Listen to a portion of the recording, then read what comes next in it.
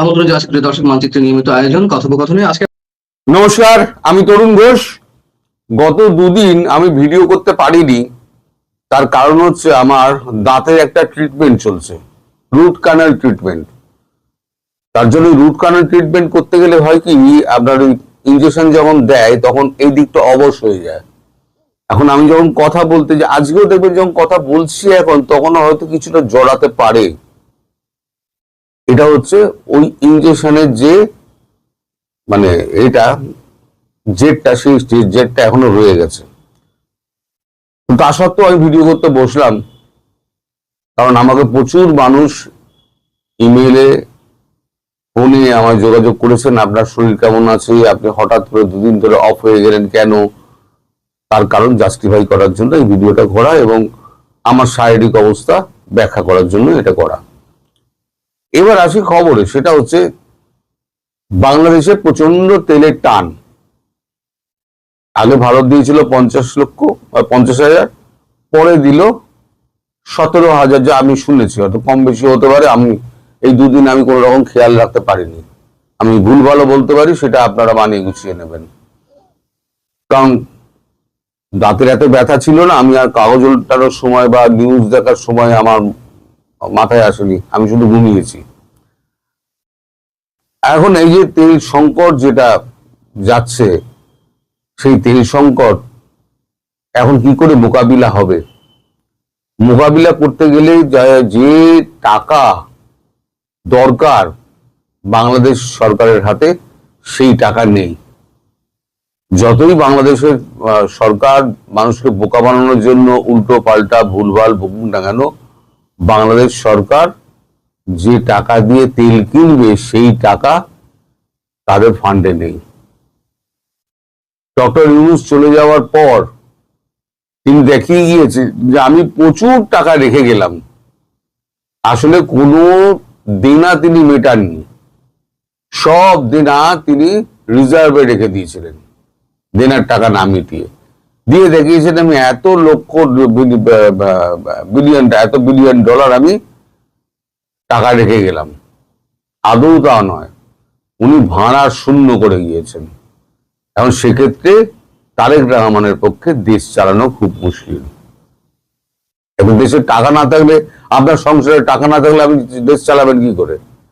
আপনার এখানে আমাদের কাগজে বেরিয়েছে জ্বালানি সংকটে ক্ষোভ বাড়ছে বাংলাদেশে।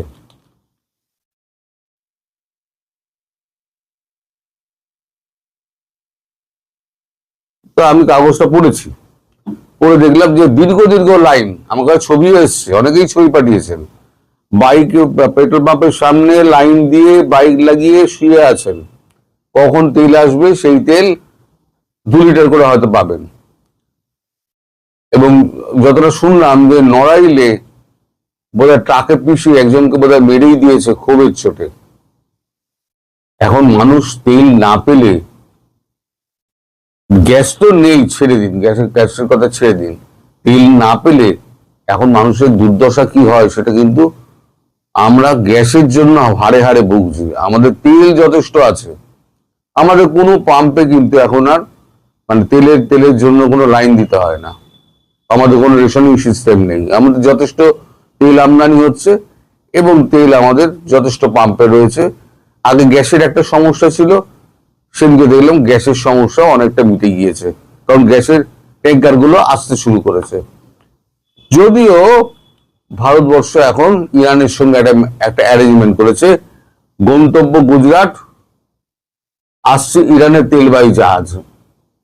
ইরানের সঙ্গে একটা অ্যারেঞ্জমেন্ট করেছে যে আমরা জাহাজ পাঠাবো না, আপনারা আপনাদের জাহাজ দিয়ে আমাদের এখানে গুজরাটে পাঠিয়ে দিন, গুজরাট উপকূলে পাঠিয়ে দিন, তাহলে আমরা আপনাদের থেকে তেল কিনবো, ক্যাশ পয়সায় কিনবো। এখন ইরানের টাকার দরকার, ইরান এখন চীনের পাশাপাশি ভারতকেও এখন প্রচুর পরিমাণে তেল দিচ্ছে, কিন্তু গ্যাস আসবে কোত্থেকে? গ্যাস তো আসবে কাতার থেকে, কাতারের তো সব তো 12টা বাজিয়ে দিয়েছে। এখন যা ভেঙেছে কাতারের গ্যাস প্ল্যান্ট গুলো, সেগুলোকে সারাতে গেলে এখন 5 বছর দরকার। সুতরাং ভারতবর্ষের অন্যত্র খোঁজ করতে হচ্ছে এবং নিজের যে গ্যাসের ভান্ডার রয়েছে সেই ভান্ডার থেকে গ্যাস উত্তোলন করতে হচ্ছে। এখন সেক্ষেত্রে বাংলাদেশকে কতটা তেল দেবে? দেখুন, বাংলাদেশের ব্যাপারটা আমি একটু আপনাদের বুঝিয়ে বলছি। আগে দিয়েছিল 50, তারপর দিল 17, কম বেশি হতে পারে, আমি আগেই বললাম যে আপনারা শুনলে নেবেন যদি আমি ভুল বলে থাকি। কিন্তু আমার কাছে পাকা খবর আছে, যেটা আমি পড়েছিলাম আগে, এখন কাগজটা খুঁজে পাচ্ছি না। সেটা হচ্ছে বাংলাদেশকে যখন 17,000 যখন দিল, সেই সময় কিন্তু নেপালের মতো ছোট একটা দেশকে তারা দিল 90,000 টন, আর একে দিল ভুটানকে দিল আরো ছোট, তাকে দিল 80,000 টন, আর শ্রীলঙ্কাকে দিল 125, আর মালদ্বীপের মতো ছোট একটা রাষ্ট্র তাকেও দিল 70,000। তাহলে এদেরকে যখন এত বেশি দেওয়া হচ্ছে, তাহলে বাংলাদেশের ক্ষেত্রে কেন মাত্র 17,000? প্রশ্নটা উঠতেই পারে। আসলে বাংলাদেশের মানুষ এত ভারত বিরোধিতা করেছে এবং ভারতের বিরুদ্ধে এত কথা বলেছে, ভারতের আধিপত্য মানব না। এখন ভারত কোনো কথা না বলে এইভাবে বোঝাচ্ছে যে আধিপত্য ভারত চিরকালই রাখবে, কারণ ভারতের উপরে বাংলাদেশ নির্ভরশীল। আমার মনে হয়, এটা আমার নিজস্ব আন্দাজ, নইলে এই ছোটখাটো পার্শ্ববর্তী রাষ্ট্রগুলোকে, আমি বহু আগে বলেছিলাম যে পার্শ্ববর্তী রাষ্ট্রগুলোকে বাঁচানোর দায়িত্ব ভারতের। আলটিমেটলি সেটা কিন্তু স্থাপিত হলো যে তেল গেল, পার্শ্ববর্তী রাষ্ট্রগুলোকে তেল গেল, এবং আপনাদের কাগজেও সেটা বেরোলো। তো আমি দুদিন আগে বলি, দুদিন পরে ব্যাপারটা হয়। এই যে আমাদের এখানে যে তেল এখন যে তেলের সমস্যা নেই, তেল এখন অবাধ আছে, এখন ইরান থেকেও তেল আসছে, তাহলে এখন কি বাংলাদেশ তেল পাবে? বাংলাদেশের প্রধানমন্ত্রী তারেক রহমান, তার মতিগতি যদি সুবিধাজনক মনে না হয় ভারতবর্ষের, তাহলে কিন্তু বাংলাদেশকে ভারত ওই খাদ্য পণ্য, তেল, বিদ্যুৎ এই সমস্ত দিয়ে অস্থির করে তুলে ধরবে। এখন এই যে গন্ডগোলটা দেখছেন না, এই গন্ডগোলটা সবে শুরু। যদি এখানে এরপরে খাদ্যপণ্য বন্ধ যদি করে দেয়, যদি আপনার বিদ্যুৎ বন্ধ করে দেয়, এমনিতেই আপনাদের তেল নেই, আপনারা জেনারেটর চালাবেন কি করে? তার মধ্যে তো বিদ্যুৎ তো যা দেওয়ার, যা দিচ্ছে, যা প্রয়োজন তার থেকে অনেক কম। ফলে আপনাদের ওখানে প্রচন্ড লোডশেডিং হচ্ছে, মানুষ না পাচ্ছে খেতে, না পাচ্ছে রান্না করতে। রান্না করলে তো গ্যাস থাকলে তবে তো রান্না করবে, রান্না করতে পারছে না, খেয়ে খাওয়ার জন্য চাল ডাল পাচ্ছে না, তারপরে মাথার উপরে পাখা ঘুরছে না, মানুষ যাবে কোথায়? একদিন দেখবেন মানুষ হয়তো পথে নেমে যাবে। ভারতবর্ষ সেই দিনের অপেক্ষা করছে। আমার কথাগুলো কটু লাগতে পারে, কিন্তু ভারত বিদ্বেষী যারা আছেন না, তারা মর্মে মর্মে এখন ওই তেলের পাম্পের সামনে লাইন দিয়ে শুয়ে থাকুন, আর ওখানে বলুন যে ভারতবর্ষের বিরোধী যত স্লোগান আছে ওখানে দিন, দেখুন আপনারা তেল পান কিনা। আমার কথা হয়তো একটু জড়িয়ে যেতে পারে, ক্ষমা করবেন। আমার আবার বৃহস্পতি শুক্রবার দিন হয়তো আবার একটা হবে, এটা 5টা ডেট আছে, 5টা বিভিন্ন স্তরে হয়তো, তা আমার দুটো হয়েছে, আর একটা বৃহস্পতিবার দিন নয়তো শুক্রবার দিন একটা হতে পারে, সেদিনকে আমার অফ থাকবে, আমি করতে পারবো না, কারণ অবশ্যই থাকলে আমি কথা বলবো কি করে। তো এই কারণে আমি দুদিন করতে পারিনি। আপনার সবাইকে এর জন্য আমি আমার পক্ষ থেকে আমি ক্ষমা চাইছি, এটা শারীরিক কারণ। বাংলাদেশে মোহাম্মদ ইউনূসের আমলে গত 1.5 বছর ধরে তলানিতে গিয়ে ঠেকেছিল ভারত বাংলাদেশ সম্পর্ক। নির্বাচনের আগে থেকে সে সম্পর্ক পুনর্গঠন হচ্ছে এমন বার্তা পাওয়া গেছে বাংলাদেশের ক্ষমতাসীন দল বিএনপির সাথে ভারত সরকারের সম্পর্ক দেখে। ইউনূসের আমলে যেটি ছিল নিয়মিত ঘটনা, সেই ভারত বিরোধী স্লোগান দিল্লি না ঢাকা, ঢাকা ঢাকা, বাংলাদেশের নির্বাচনের আগে থেকে প্রায় বন্ধই হয়ে গেছে। সম্পর্ক উন্নয়নের জন্য নতুন বিএনপি সরকারের পররাষ্ট্রমন্ত্রী খলিলুর রহমান 2 দিনের সফরে যাচ্ছেন দিল্লিতে। তার এই সফরে দৃশ্যমান অমীমাংসিত বিষয়ের পাশাপাশি অদৃশ্যমান কিছু বিষয় নিয়ে আলোচনা হবে এমন তথ্য জানা গেছে।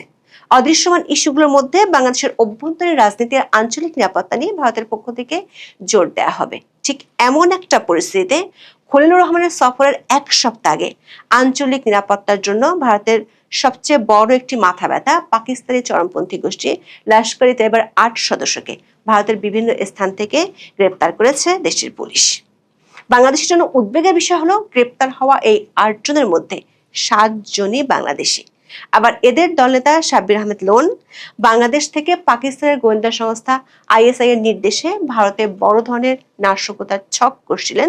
ভারতীয় গোয়েন্দা সংস্থার বরাতে এমন খবর প্রকাশ করেছে ভারতের একাধিক সংবাদ মাধ্যম। খবরটি বাংলাদেশের গণমাধ্যমগুলোতেও প্রকাশিত হয়েছে। বিশ্লেষকরা মনে করছেন লস্কর-ই তৈয়বার জঙ্গি, যাদের মধ্যে ৭ জনই বাংলাদেশি, তাদের গ্রেপ্তারের ঘটনা খলিলুর রহমানের সফরের আলোচ্য সূচিতে আঞ্চলিক নিরাপত্তার ইস্যুটি বড় একটি বিষয় হয়ে দেখা দেবে। এদিকে বাংলাদেশ সীমান্তে চোরাচালান সহ অবৈধ অনুপ্রবেশ ঠেকাতে ভারতীয় সীমান্তরক্ষী বাহিনী বিএসএফ অভিনব এক সিদ্ধান্ত নিতে যাচ্ছে। সিদ্ধান্তটি হলো ভারত বাংলাদেশ সীমান্তে নদীপথ পাহারায় সাপ ও কুমির মোতায়েনের পরিকল্পনা করছে বিএসএফ। বিস্তারিত জানতে চলুন যাওয়া যাক বিশ্লেষণ।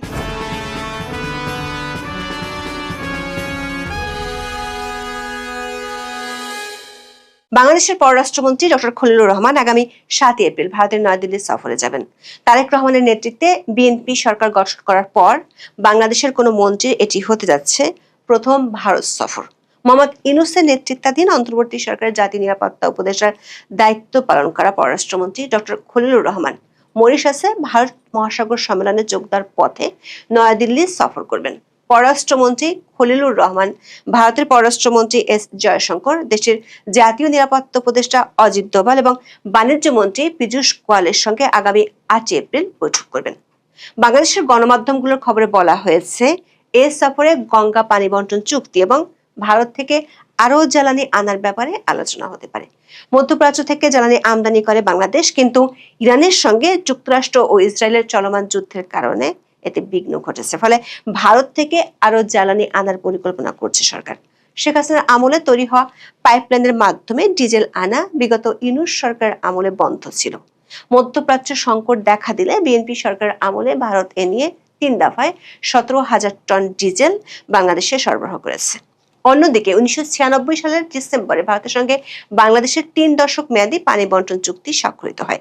মেয়াদ প্রায় শেষ হওয়ায় গত কয়েক সপ্তাহ ধরে বাংলাদেশ ও ভারতের প্রতিনিধি দল উভয় দেশের চুক্তিটির জলবিজ্ঞান ও প্রযুক্তিগত মূল্যায়ন করেছে। এছাড়া জাতিসংঘ সাধারণ পরিষদে মনোনয়নের বিষয়ে ভারতের সহায়তা চাওয়ার পরিকল্পনা রয়েছে। জাতিসংঘের সাধারণ পরিষদে ২০২৬-২৭ সভাপতি পদের জন্য বাংলাদেশ মনোনয়ন দিয়েছে পররাষ্ট্রমন্ত্রী ডক্টর খলিলুর রহমানকে। এক্ষেত্রে তিনি ভারতের সহায়তা চাইতে পারেন বলে প্রতিবেদনে জানিয়েছে হিন্দুস্তান টাইমস। কূটনৈতিক সূত্রগুলো বলছে, এসব দৃশ্যমান ইস্যুর পাশাপাশি কিছু অদৃশ্যমান বিষয় নিয়ে বাংলাদেশের পররাষ্ট্রমন্ত্রীর সফরে আলোচনা হবে। এর মধ্যে একটি ইস্যু হলো বাংলাদেশের অভ্যন্তরে অন্তর্ভুক্তিমূলক রাজনীতি। দুই দেশের কারো পক্ষ থেকে ফরমালি বিষয়টি নিয়ে কথা না বললেও সূত্রগুলো বলছে, আওয়ামী লীগ এবং শেখ হাসিনা ইস্যুতে এই বৈঠকে আলোচনা হবে। বিগত অন্তর্বর্তী সরকার শেখ হাসিনাকে ফেরোচ্ছে কয়েক দফা চিঠি দিয়েছিল। তখন মোহাম্মদ ইউনূসের কিংস পার্টিগুলোকেও মাঝে মধ্যে এ নিয়ে বক্তব্য দিতে দেখা যেত, কিন্তু নির্বাচনের পর কোনো পক্ষ থেকে আর এ নিয়ে তেমন একটা উচ্চবাচ্য শোনা যায়নি। কূটনৈতিক সূত্রগুলো বলছে, ভারতের পক্ষ থেকে নির্বাচনের আগে বাংলাদেশের অভ্যন্তরে অন্তর্ভুক্তিমূলক রাজনীতির বিষয়ে বিএনপির শীর্ষ মহলকে বার্তা দেওয়া হয়েছিল। সে বার্তার ফলো আপ নিয়ে খলিলুর রহমানের সাথে আলোচনা করবেন এস জয়শঙ্কর ও অজিত দোভাল। বিশ্লেষকরা মনে করেন, অন্তর্ভুক্তিমূলক রাজনীতি নিয়ে কথা বলার অর্থ হলো আওয়ামী লীগের নিষেধাজ্ঞার বিষয়টি নিয়ে বাংলাদেশের ক্ষমতাসীন সরকার কি করতে চায় সেটি জানতে চাইবে ভারত। যদিও এ বিষয়ে কোনো পক্ষই আনুষ্ঠানিকভাবে কোনো কিছু জানাবে না। এক্ষেত্রে যা ঘটার তা পর্দার আড়ালেই ঘটবে। ভারতের জন্য এই মুহূর্তে সবচেয়ে বড় উদ্বেগের আরেকটি বিষয় হলো আঞ্চলিক নিরাপত্তা ইস্যুতে ভারত বিরোধী জঙ্গিদের উত্থান। বাংলাদেশের পররাষ্ট্রমন্ত্রীর ভারত সফরের এক সপ্তাহ আগে ভারতীয় গণমাধ্যমগুলোর খবরে বলা হচ্ছে, বাংলাদেশে অনেক দিন পালিয়ে থাকা পাকিস্তানি জঙ্গি গোষ্ঠী লস্কর-ই তৈয়বার এক দলনেতা সহ ৮ জনকে গ্রেপ্তার করেছে দেশটির পুলিশ। এদের মধ্যে আবার ৭ জনই বাংলাদেশি। দর্শক, ভারত ও বাংলাদেশের মধ্যে ৪,০৯৬ কিলোমিটার দীর্ঘ সীমান্ত রয়েছে। সীমান্তবর্তী দেশ হওয়ায় অনেকদিন ধরে দুই দেশের সন্ত্রাসীরা পালিয়ে অন্য দেশে চলে যাওয়ার অভিযোগ আছে। কিছুদিন আগে বাংলাদেশে ওসমান হাদি হত্যাকাণ্ডের সাথে জড়িত 2 অভিযুক্ত ফয়সাল ও আলমগীরকে গ্রেপ্তার করে ভারতের পুলিশ। বাংলাদেশে গত অন্তর্বর্তী সরকারের আমল থেকে ভারত তার আঞ্চলিক নিরাপত্তা নিয়ে বাংলাদেশ সরকারের কাছে উদ্বেগ জানিয়ে আসছিল। এমন উদ্বেগের মধ্যে সবশেষ ভারতীয় সংবাদ মাধ্যম Times of India, India today ও এনডিটিভির খবরে বলা হয়েছে 2 মাস ধরে চালানো এক অভিযানে পাকিস্তানি চরমপন্থী গোষ্ঠী লস্কর-ই-তৈয়বার 8 সদস্যকে বাংলাদেশ সীমান্ত, কলকাতা, দিল্লি এবং তামিলনাড়ু থেকে গ্রেপ্তার করা হয়। দেশটির পুলিশ বলছে তাদের 7 জনই বাংলাদেশি। সবশেষ গ্রেপ্তার করা হয় দলনেতা সাব্বির আহমেদ লোনকে।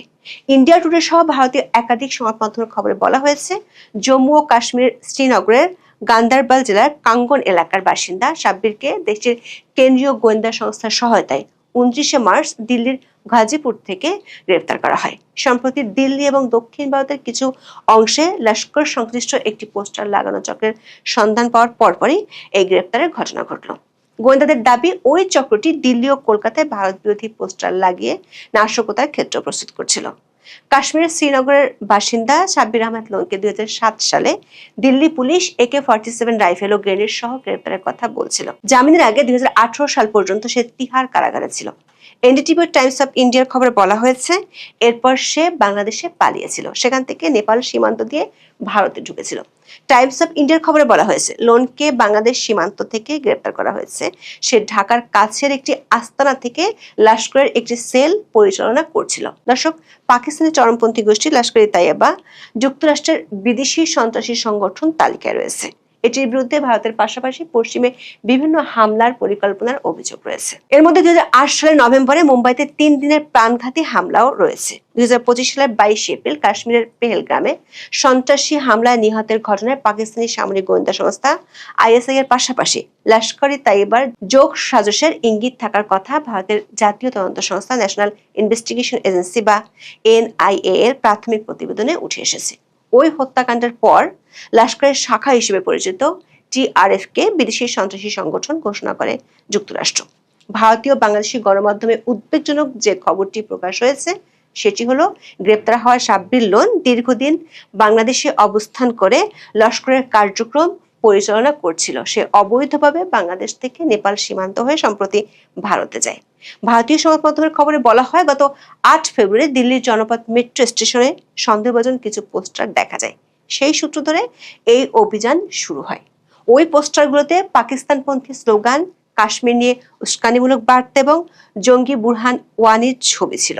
গত 15 ফেব্রুয়ারি কলকাতার অভিযানে এই চক্রের অন্যতম 2 সদস্য বাংলাদেশের বগুড়ার উমর ফারুক ও ঠাকুরগাঁয়ের রবিউল ইসলামকে গ্রেপ্তার করা হয়। অভিযানের বর্ণনা দিয়ে এই প্রতিবেদনে বলা হয় 21শে ফেব্রুয়ারি তিরুপুরের একাধিক স্থানে একযোগে অভিযান চালিয়ে আরো 6 জনকে গ্রেপ্তার করা হয়। গ্রেপ্তার 8 জনের মধ্যে 7 জনই বাংলাদেশি নাগরিক যারা অবৈধভাবে ভারতে প্রবেশ করেছিল। নিজেদের পরিচয় গোপন রাখতে তারা জাল ভারতীয় পরিচয়পত্র ব্যবহার করেছিল। গ্রেপ্তারকৃতদের বিশেষ করে ওমর ফারুককে জিজ্ঞাসাবাদ করে এই নেটওয়ার্কের কার্যক্রম সম্পর্কে গুরুত্বপূর্ণ তথ্য বেরিয়ে আসে। এনডিটিভি লিখেছে, জিজ্ঞাসাবাদে ওমর ফারুক তদন্তকারীদের জানান 2025 সালের মার্চ মাসে লোনের সঙ্গে তার প্রথম যোগাযোগ হয়। লোন ধীরে ধীরে তাকে উগ্রবাদে উদ্বুদ্ধ করেন এবং ভারতের লস্কর-ই-তৈয়বার কার্যক্রম এগিয়ে নেওয়ার দায়িত্ব দেন। ওমরকে বিশেষভাবে নির্দেশ দেওয়া হয়েছিল দেশের বিভিন্ন গুরুত্বপূর্ণ স্থান রেকি করে ভিডিও করতে এবং এই নেটওয়ার্কে আরো বাংলাদেশিদের যুক্ত করতে। স্থানীয় পরিস্থিতিদের মাধ্যমে ভারতের ভেতরে অস্ত্রের ব্যবস্থা করার নির্দেশও তাকে দেওয়া হয়েছিল। এনডিটিভি বলছে লোন সরাসরি পাকিস্তানে অবস্থানরত লস্কর-ই-তৈয়বার সিনিয়র হ্যান্ডলার আবু হুজাইফা, সুমামা বাবর এবং আব্দুর রহমানের সঙ্গে যোগাযোগ রাখত। সে ভারতে সন্ত্রাসবাদী নেটওয়ার্ক পুনঃপ্রতিষ্ঠা করতে তাদের নির্দেশ অনুযায়ী কাজ করছিল। এছাড়া তেহরিক উল মুজাহিদিন কমান্ডার আবু তালহা এবং UPA আইনের অধীনে তালিকাভুক্ত সন্ত্রাসী আসিফ দারের সঙ্গে লোনের যোগাযোগ ছিল। ভারতের কর্মকর্তাদের মতে এই পুরো বিষয়টি পাকিস্তান থেকে পরিচালিত এবং বাংলাদেশ থেকে অপারেশনাল সমর্থন পাওয়া একটি সুসংগঠিত আন্তঃসীমান্ত ষড়যন্ত্রের অংশ। বিগত অন্তর্বর্তী সরকারের আমলে ভারত বিরোধী জঙ্গিদের তৎপরতা বাড়ায় কয়েকজন ভারতীয় সেনা গোয়েন্দা কর্মকর্তা বাংলাদেশ সফরও করেছিলেন।